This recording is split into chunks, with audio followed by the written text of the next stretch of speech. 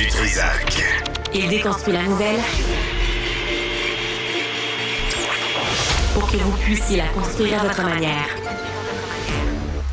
Avec nous, Yves-François Blanchet, qui est chef du Bloc québécois. Monsieur Blanchet, bonjour. Bien le bonjour. Alors, vous avez déposé un projet de loi ce matin à propos des discours haineux. Ça ressemble à quoi? Pourquoi ce projet de loi? Ça fait longtemps que c'est dans l'air qu'il existe dans le code criminel une exception lorsque le propos haineux, l'incitation à la violence est faite sous couvert de religion, la loi ne s'appliquerait pas. Et évidemment, dire à quelqu'un, pour tous les autres cas, c'est criminel, mais pour toi, ça ne l'est pas, c'est pratiquement une invitation à le faire. Et on a vu récemment Adil Sharkawi tenir des propos très violents dans les rues de Montréal, et comme par hasard, les rues de Montréal sont celles où le nombre d'actes antisémites est le plus important. Ça va jusqu'à des coups de feu. Évidemment, il y a des graffitis, des vitres cassées, toutes choses dont on ne peut pas assurer que ça ne se serait pas produit. Mais c'est clair que les propos incendiaires sont de nature à contribuer à ça. Bon, on l'a vu, le Conseil de la communauté juive de Montréal encore a été la cible d'un cocktail Molotov dans la nuit de dimanche à lundi. Il y a un lien à faire, mais en même temps, là, est-ce qu'il y a une entourloupette là-dedans? Là? Parce et puis j'aimerais ça que les gens comprennent bien, M. Blanchet, là, pourquoi votre intervention à la Chambre des communes.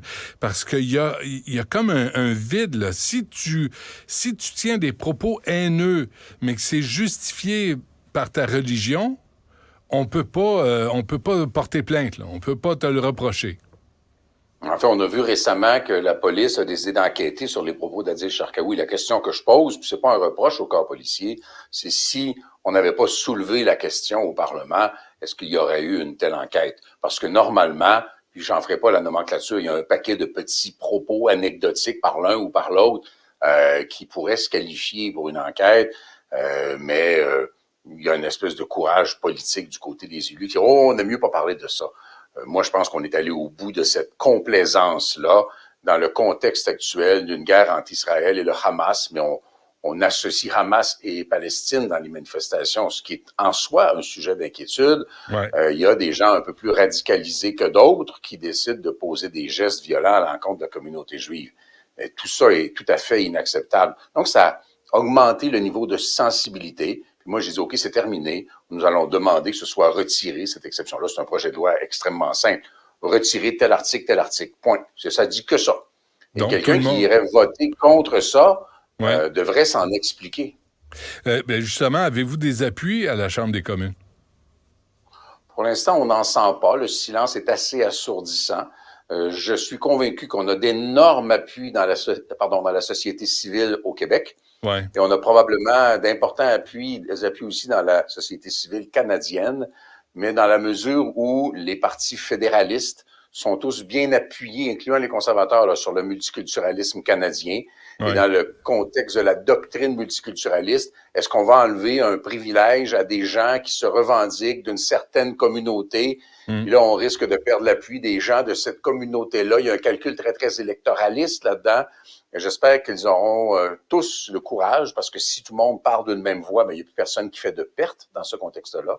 J'espère qu'ils auront tous le courage de dire oui, on ne peut pas créer une exception pour l'invitation à la haine ou à la violence sous prétexte que c'est religieux. Ça n'a absolument aucun sens. Pensez-vous, M. Blanchet, que les citoyens comprennent à quel point vous vous mesurez à de puissants lobbies religieux? Je pense que le débat pourrait faire en sorte que les gens le comprennent. Mais au Québec, cet enjeu-là ne s'exprime pas de la même manière. Le Bloc québécois ne sera pas battu électoralement par la contribution d'un quelconque lobby religieux. Ça n'arrivera pas. Les gens au Québec sont en faveur de la laïcité des institutions de l'État, d'un rôle du religieux qui est astreint ou qui est restreint à la sphère privée de la vie de chacun. Oui, public, dans le sens où, bien sûr, les lieux de culte sont dans la rue, là, mais ça n'intervient pas dans les affaires de l'État. C'est pas la même philosophie au Canada.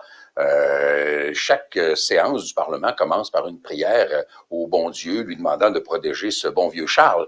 On n'est pas dans le même univers idéologique, mais il y a un large consensus au Québec. Si les gens ont quelque chose à réaliser, à mon avis, c'est bien que le Canada vit dans une réalité idéologique et culturelle radicalement différente de celle du Québec. Et c'est pour ça qu'en matière de valeurs, en matière de laïcité, en matière de langue, on est constamment en train de se battre dans un pays qui ne nous appartient pas dans la mesure où il incarne quelque chose. Non, mais je comprends ça, mais votre projet de loi, là, il est dans le cadre canadien. Là. On est toujours au Canada, puis vous êtes toujours à la Chambre des communes. C'est un système fédéral.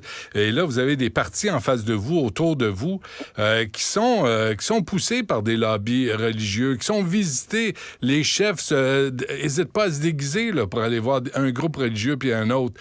C'est pas des gens qui vont vous appuyer dans votre démarche, ça? Je ne suis pas certain de ça. La meilleure chose qui puisse leur arriver, c'est de tous nous appuyer. S'ils nous appuient tous, personne ne va payer le prix face à un groupe, une clientèle électorale canadienne. S'ils se divisent, là, ça va être qui c'est qui est le plus fin que l'autre avec telle communauté ou telle autre communauté, ou ceux qui veulent préserver cette exception religieuse. Ça leur appartiendra. Moi, je pense que tout le monde devrait se comporter avec le sens de l'État, c'est-à-dire d'ajouter un désincitatif aux propos haineux ou de ne pas maintenir un incitatif aux propos haineux. Ouais. Est-ce qu'il y a des tractations? Je vous ai demandé s'il y avait des appuis, mais est-ce qu'il y a du monde qui se parle dans les couloirs? Est-ce que les gens se rencontrent puis prennent la mesure là, de ce qui se passe? Ces jours-ci, il n'y a pas beaucoup de mamours dans les couloirs du Parlement et singulièrement pas à l'endroit des gens du Bloc québécois. Je ne Qu'est-ce que vous crois avez pas. fait Je pense encore? qu'ils sont en train de se dire, hey, les maudits au Bloc québécois, ils vont arrêter de nous envoyer des motions puis des lois qui nous obligent à prendre des positions que les Québécois aimeront pas. Bien, ça, ils sont un peu tannés, mais on va continuer à le faire. Rappelons-nous qu'on a fait reconnaître la nation québécoise, dont la seule langue commune et officielle, c'est le français.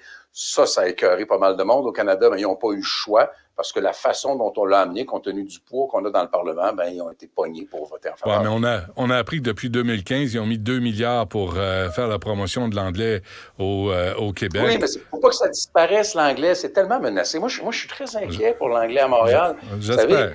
Per capita, ils ont plus d'universités, ils ont plus d'écoles, ils ont plus de médias, ils ont plus d'hôpitaux, ils ont plus de tout que les francophones per capita. Mais c'est pas assez, c'est pas assez. Il faudrait qu'ils soient plus nombreux par rapport à nous autres encore.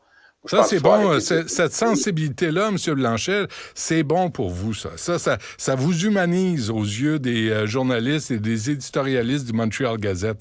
C'est important. Ah non, mais vous seriez surpris. Excluant le Montreal Gazette, qui est en soi une église idéologique très, très particulière et très, très anti-français en général, pas toujours, mais en général.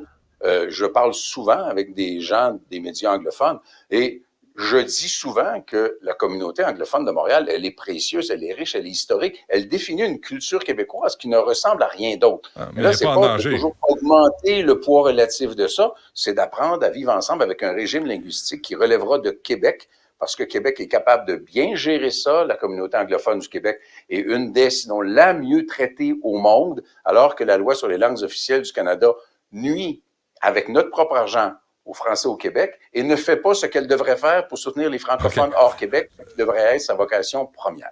Je dois vous laisser aller, je le sais, là, mais là, ce projet de loi, là, M. Blanchet, les gens vont vous traiter d'islamophobe. Ils vont dire que vous êtes commandité par la Bnébrite, que vous êtes le jouet du lobby juif. Vous savez ce qui vous attend, là? Oui, mais on est habitué. Ça fait des années, à chaque fois que le Bloc québécois dit quelque chose de modéré, posé, raisonnable, pour un vivre ensemble harmonieux, il y a toujours quelqu'un qui va agiter les mots islamophobe, raciste et toutes sortes de patentes du genre. On a appris à ne pas s'arrêter à ça. Les Québécois ont appris à ne pas s'arrêter à ça. J'espère que les Québécois voient simplement que de bonne foi, avec notre tête et avec notre cœur aussi, on prend des positions dans lesquelles on espère que les Québécois se reconnaissent, tout simplement. Avez-vous eu la sagesse de consulter Amira El-Gawabi, la représentante spéciale du Canada chargée de la lutte contre l'islamophobie? J'espère que oui. On a un peu un point en commun. On n'est pas réputé pour notre sagesse, vous et moi. Alors, j'ai omis de consulter Mme El-Gawabi. Ce serait très difficile. Elle s'est évaporée dans la nature depuis le début de la crise actuelle. C'est vrai, vous ne l'avez pas vue? Je ne l'ai jamais vue depuis qu'elle est venue à mon bureau. Elle est assez absente du débat. Probablement que sa préférence dans le débat n'est pas celle du gros bon sens qu'on pourrait vouloir soutenir. Mais elle est payée à faire quoi, au juste? Votre réponse vaut la mienne. Yves-François Blanchet, du Bloc québécois, merci. À la prochaine. Au plaisir.